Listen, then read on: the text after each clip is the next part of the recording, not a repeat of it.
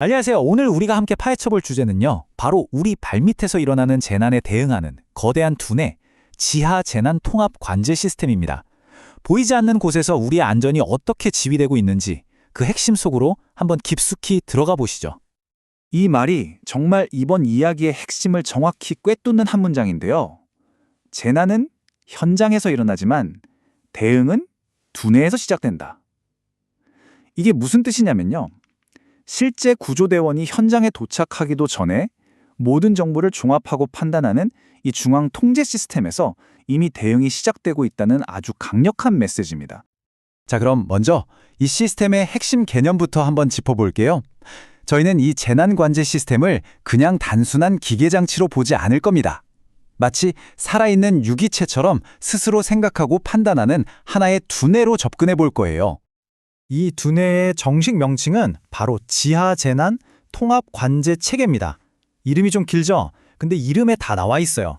최초의 감지부터 시작해서 상황을 판단하고 이걸 여기저기 전파하고 시스템을 제어하고 마지막 복구까지 재난의 전 과정을 이 5단계로 통합해서 관리하도록 설계된 아주 정교한 시스템인 거죠. 모든 뇌가 그렇잖아요. 일단 외부 세상을 인식할 감각이 있어야 하고 그 정보를 뇌까지 전달할 신경계가 필요하죠. 그렇다면 이 시스템의 눈과 귀 그리고 신경은 과연 뭘로 이루어져 있을까요? 여기서 이 시스템의 작동 방식이 정말 흥미로운데요. 초기 단계는 우리 몸의 감각기관이랑 똑같다고 보시면 돼요. 각종 센서들이 눈, 코, 귀처럼 화재나 가스 같은 위험을 감지하고요. 그럼 고속철도용 통신망인 LTE, R 같은 네트워크가 그 신호를 뇌로 전달하는 신경계 역할을 하는 겁니다. 그러니까 핵심은 바로 이거예요. 만약에 이 신경계가 마비돼서 메시지 전달이 안 된다? 그럼 아무리 똑똑한 두뇌라도 그냥 아무 소용이 없는 겁니다. 결국 통신의 연속성이야말로 재난 대응의 성패를 가르는 가장 중요한 요소라고 할 수 있겠죠. 자, 감각기관이 신호를 보냈으니까 이제 진짜 되뇌가 일할 차례죠. 정보를 처리하고 때로는 생사를 가르는 중요한 결정을 내리는 시스템의 가장 핵심적인 부분으로 들어가 보겠습니다. 이 시스템의 사고 과정은요, 마치 뇌의 좌뇌와 우뇌처럼 딱 두 부분으로 나뉘어서 작동한다고 볼 수 있어요. 한쪽에선 AI 기반의 판단 시스템이 데이터를 분석해서 화재가 얼마나 커질지, 대피하는 데 시간은 얼마나 걸릴지 이런 걸 예측하고요. 다른 한쪽에선 제어 시스템이 그 판단에 따라서 자, 지금 환풍기 돌려! 펌프 작동시켜! 이런 식으로 명령을 내리는 거죠. 우리 뇌가 근육의 움직이라고 명령하는 것과 똑같은 원리입니다. 이 모든 과정이 실제로 일어나는 물리적인 공간, 그게 바로 종합관제센터, 우리가 흔히 OCC라고 부르는 곳입니다.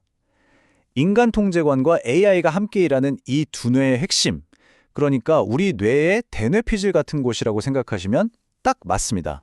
자, 그럼 이 명령들이 실제 현장에서는 구체적으로 어떻게 착착 진행될까요? 그 과정은 아주 명확한 5단계 절차를 따르게 됩니다. 재난 대응은 이 논리적인 5단계 절차를 따르는데요.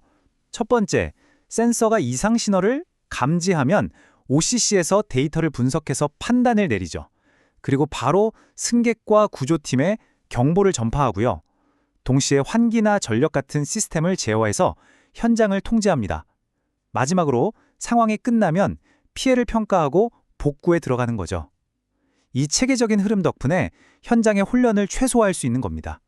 이 복잡한 과정을 아주 간단하게 줄여보면요. 바로 이 데이터의 여정과 같아요. 재난 현장의 작은 센서에서 시작된 신호가 통신방이라는 신경계를 거쳐서 관제센터라는 두뇌에 도달하고 마침내 생명을 구하는 실행으로 이어지는 거죠. 자, 여기까지 들으면 이론적으로는 정말 완벽해 보이죠. 하지만 이렇게 우리의 생명과 직결된 시스템에 대해서는 아주 근본적인 질문을 던져봐야 합니다. 그렇죠. 바로 신뢰성의 문제입니다. 정말 가장 결정적인 순간에 이 시스템이 먹통이 되지 않을 거라고 우리가 어떻게 믿을 수 있을까요? 이 질문에 대한 답이 바로 다음에 나옵니다. 그 해답은 바로 RAMS라는 국제 표준에 있습니다. 이게 뭐냐면 이 시스템의 신뢰도를 보증하는 4가지 핵심 기준인데요. 첫째, reliability, 얼마나 정확하게 작동하는가 하는 신뢰성.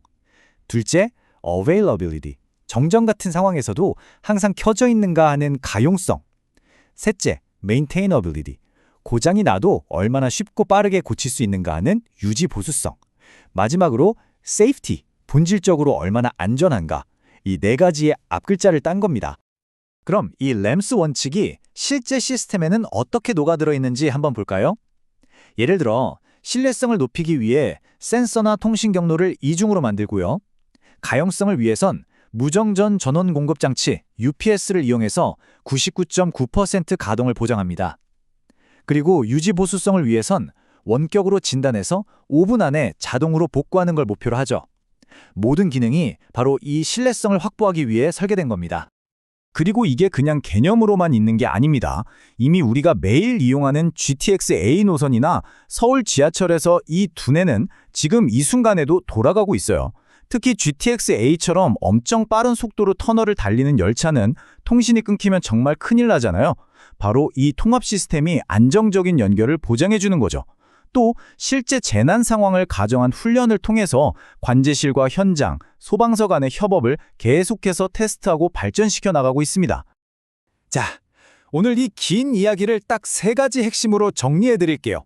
이것만은 꼭 기억해 주세요. 첫째, 재난 대응의 진짜 두뇌는 통신과 판단이 완벽하게 하나로 합쳐질 때 완성된다는 것.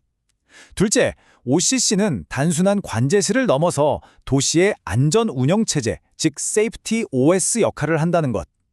마지막으로 램스는 이 시스템을 믿어도 좋다는 걸 객관적인 숫자로 증명하는 공학의 약속이라는 겁니다.